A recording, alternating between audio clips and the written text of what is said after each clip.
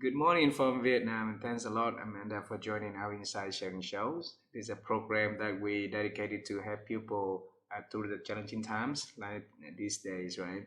And uh, and we hope that by each conversation, if our audience can pick something for them to reflect, to learn, and to connect with our speakers, make the world a better place, then that's all the purpose of what we want to do. So thanks a lot for joining. Thank you. Good to be here. Yeah. And in our culture, it's going to be very honor for us if we can have you to help introduce who you are and the work that you do. Would you please do that? Sure. Yeah, I have two roles actually. The first role is for a company called Massive Alliance. Mm. We do ghostwriting for executives in all kinds of different industries, high level executives that publish in top tier publications like Newsweek, Forbes, Entrepreneur, places like that. And so my role is called the Director of Executive Storytelling. Mm. And what that basically means is I oversee our team of writers, I hire and train our writers, and then match them up to the executives. Mm. And then my other role is on my own personal entrepreneurial side as an executive coach. And so I also work one on one with folks. They don't have to necessarily be high level executives, but I work with folks on just creating space for them to explore what their goals are, their passions. A lot of times it ends up being sort of a values inventory to figure out what's really important to people and how they can help reframe their life around those things. Wow, thanks a lot for sharing. Your works in a nutshell in less than 2 minutes, and then let's figure that out all together today, right? Yeah.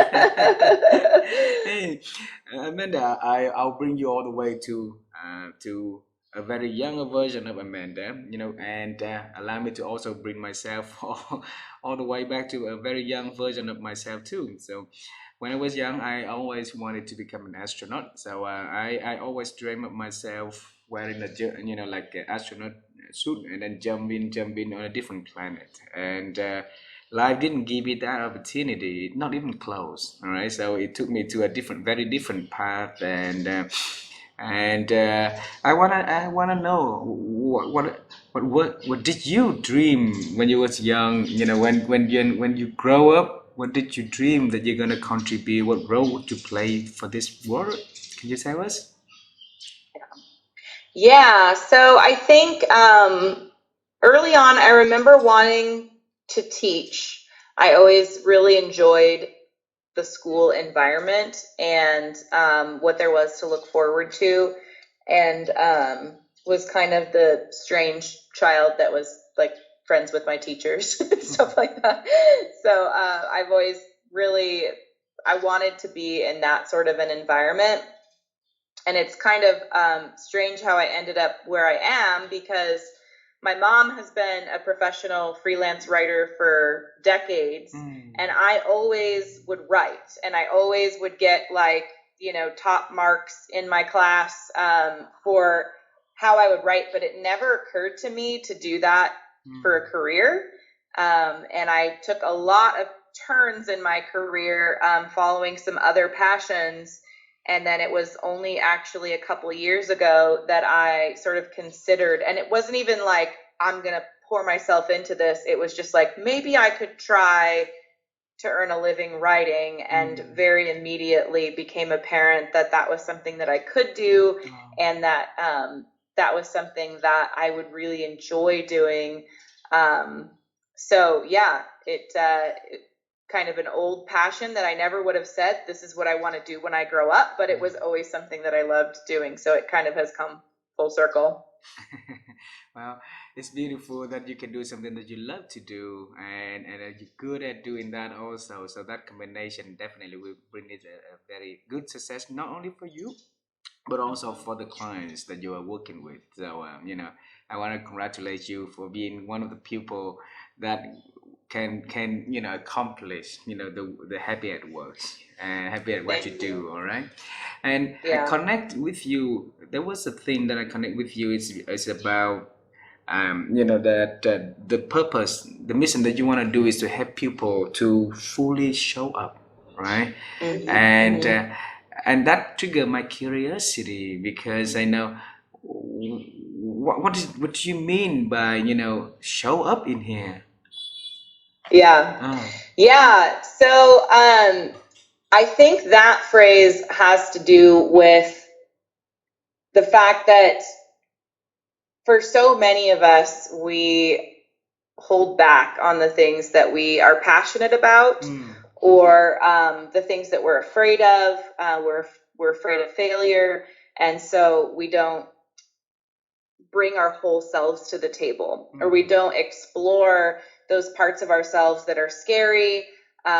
We don't take the time to really fully ask ourselves if we are contributing everything that we're sort of built to do.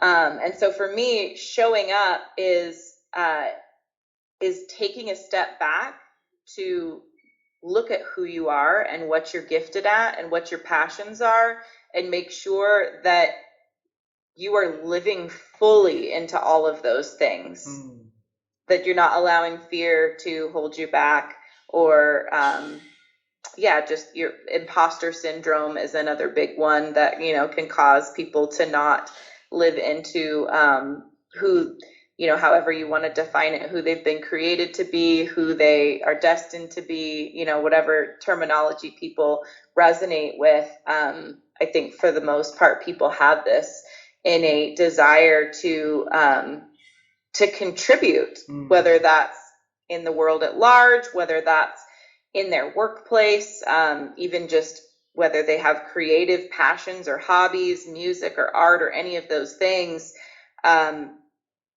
We have a hard time sometimes taking up space in the room. We're afraid to take up space.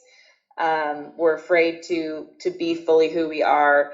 And so it's part of my mission in coaching to help people to fully show up. And I think of coaching as just a really sort of a sacred space where it's just like a quiet sort of space where you can really enter into reserved time to really examine those things about who you are and what's holding you back.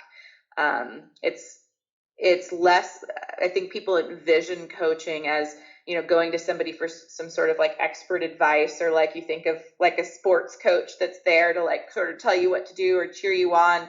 And there's definitely cheering involved in it for sure.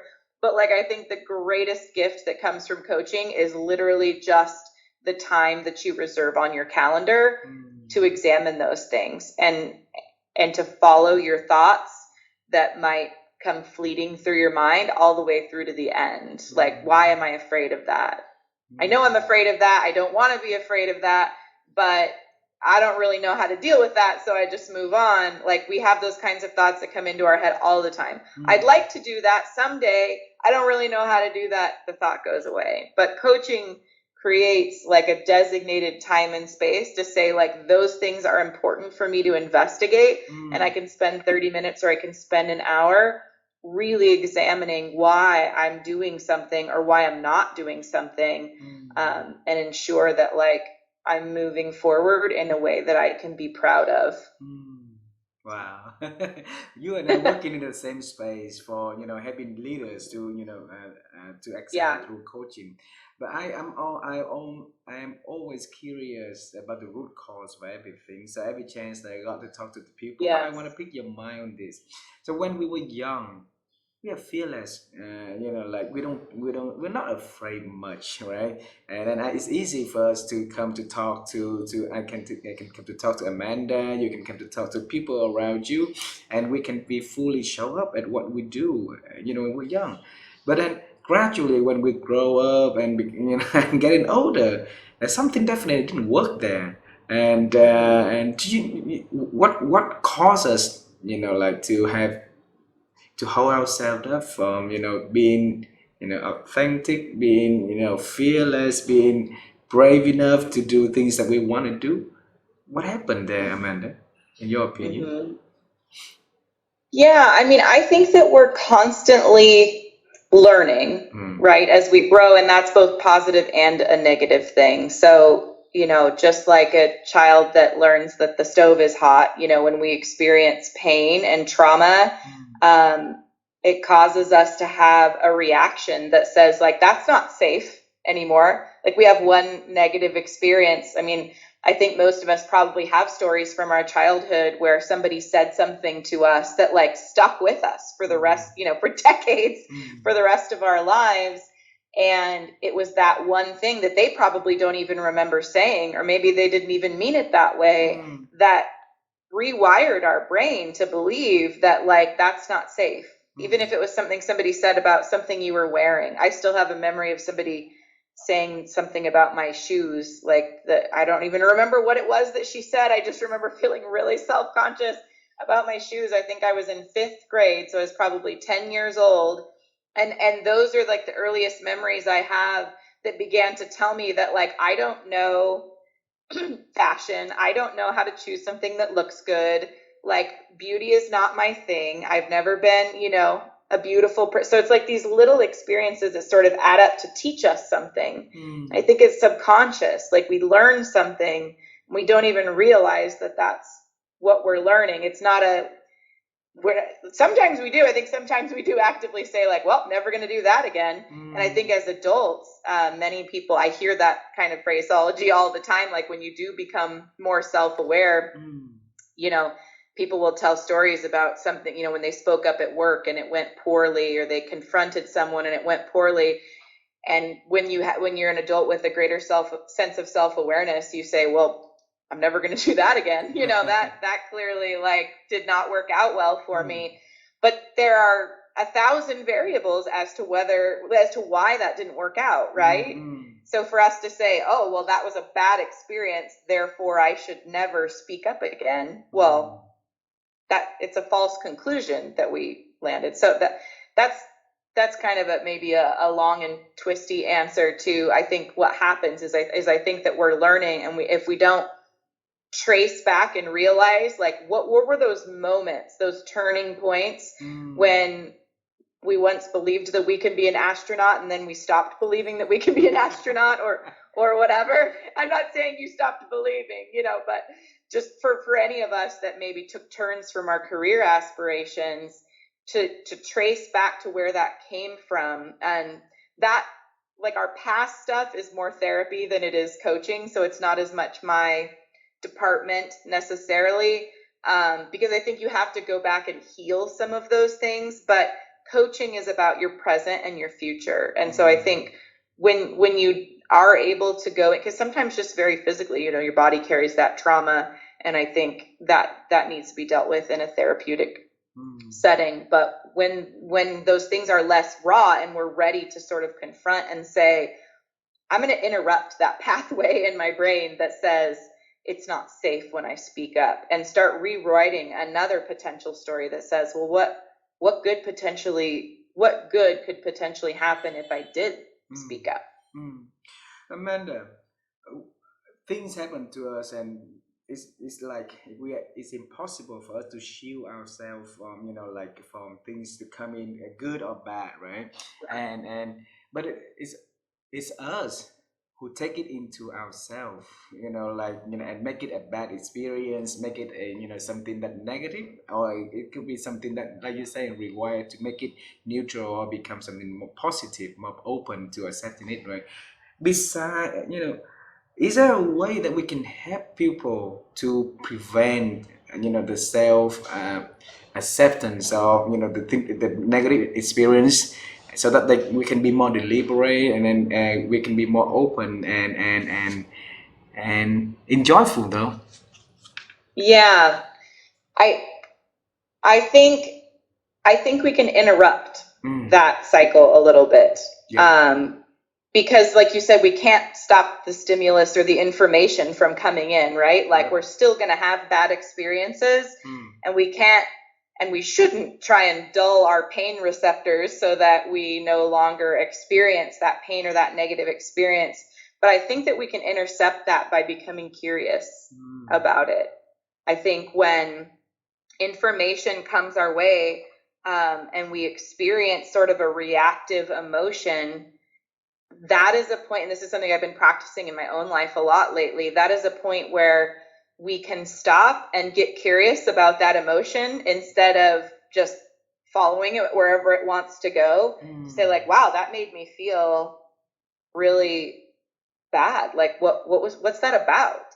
And in a non-judgmental way, to give space to explore that feeling and figure out why it's there and what it might be connected to, and to allow the truth that we do know about ourselves or about reality to guide that process. And I think that's where having, again, a therapist or a coach alongside can really help give us those tools so that we know what to do when we're trying to interrupt that, because it's just an automatic thing that happens, right? Information comes in, it goes in, it creates a new, pathway in your brain. But I think there are definitely tools that we can use to like slow it down for a second and interrupt and more intentionally put that information into our mind instead of allowing that to happen sort of behind the scenes. I love the word intentional in that you're saying, because uh, a lot of us let life carry us every day, right? With whatever happened, and we would just be carried away. And but if we have the intention to challenge, to question about things, and to slow down a little bit and give us a space for thinking, and then that would make a lot of difference in our life. Then that leads me to the last two questions for our conversation today, Amanda. And the first question Sure. is about thinking. All right.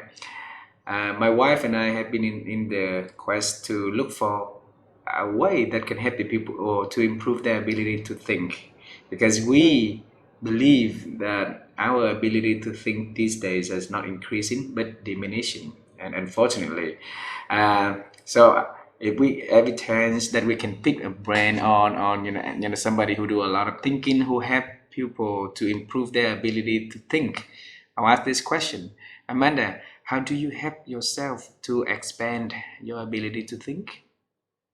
Mm. I think it does come back to that word intention that you Intention. just that you just mentioned. I think we can design our lives around intention. I actually just posted a video to social media about this morning, because I was reading a book about it's called The Power of Regret. And I'm not somebody who thinks Daniel like Pink. that regret. Have you read that? Yeah. A friend of mine, Daniel Pink. Yeah. Oh yeah, yeah. So that came up. I usually have like 20 different books in my library app. And so whatever ones come up that I'd saved a long time ago, that one came up, and I thought that was kind of powerful because regret is not something that I wouldn't necessarily. Hey, there it is. I'll let Oh him know that he has a new fan in band. yeah. I posted on LinkedIn about it and tagged him, so we'll see if he sees it and responds. Absolutely. Yeah, But continue, that's please. Yes.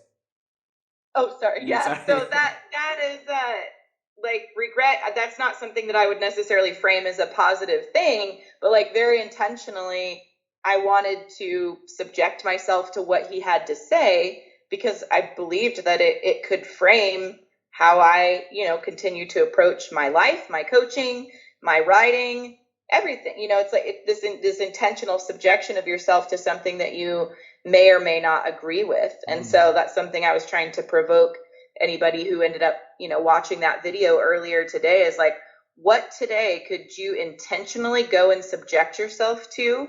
Like somebody that disagrees with you on a very important and close to your heart issue. There are some like very intense issues in this country for sure, and everywhere. I'm also sure that people feel so passionately about, intelligent people feel so passionately about, on opposite ends of the spectrum, and like how can we approach those conversations with empathetic listening. And that was the one thing I neglected to include in my video, because I was trying to encourage people to intentionally go and and watch something and be exposed to something, but I don't think it has a lot of value unless you do so with an empathetic ear that says, like, what is the heart of this? Like, what is the heart behind this person that disagrees with me so vehemently about something? Thanks for sharing the the belief in intentional. I think that if we intend to do something as a human beings, we most of us intend to do something well for us and for other people, right?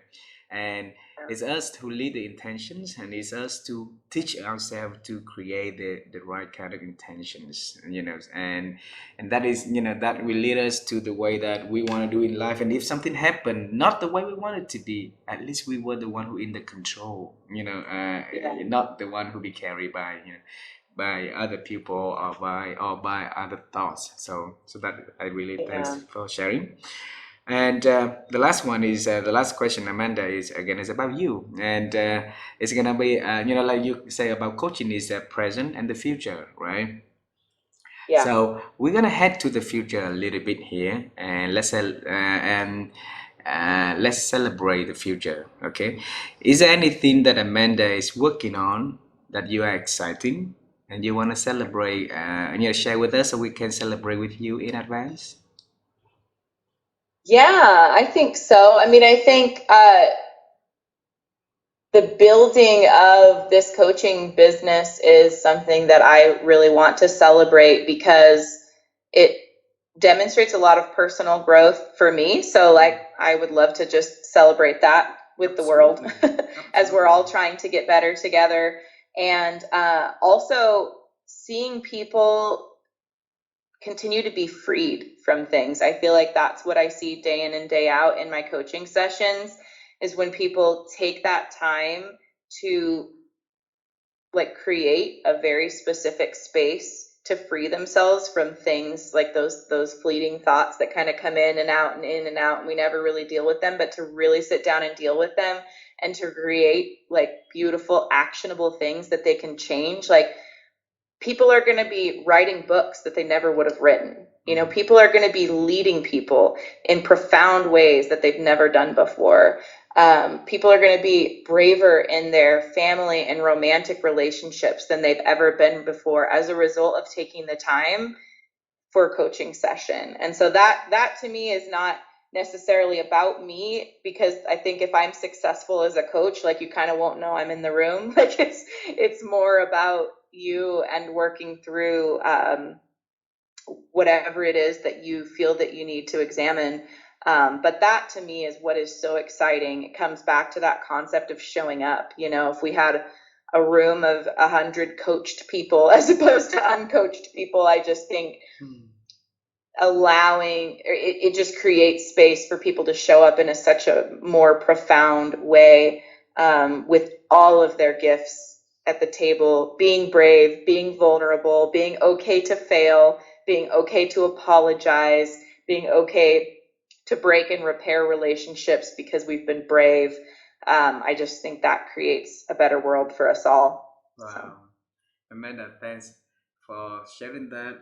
We have we each have our way to do, to build a world better place, and it doesn't necessarily to do something amazingly big, but small little Right. thing at a time would create a big outcome at the end. So I always believe in that. So thanks for making that each person you got a chance to be in touch with, when leaving you be happier person, be better at what they do, and can live the life to the fullest. And that is how you create the world a better place your way. And Amanda, thanks a lot for doing that, and thanks a lot for the chance to knowing you, to connect, Yeah. and having you on our show. I really look Thank forward you. to seeing you in person. And if you and your family ever Yes. travel to Vietnam, you now have a new friend. We are I'm here. going to put it on my list. We have a Absolutely. long list of countries we want to take our kids to. So now I have a new one. I'm excited. Absolutely, absolutely. You're not only have a new one, you're gonna have many new ones here in Vietnam when you come here. I'll introduce you to Wonderful. amazing people here too. All right. Thank you. Thank Thank you. I you, look Amanda. forward to it. You have a wonderful evening with your family. Send our loves to them, please. Thank Okay. you. Thank you. I will. It's great to meet you and talk with you. Me All too. right. Thank Bye you very bye. much.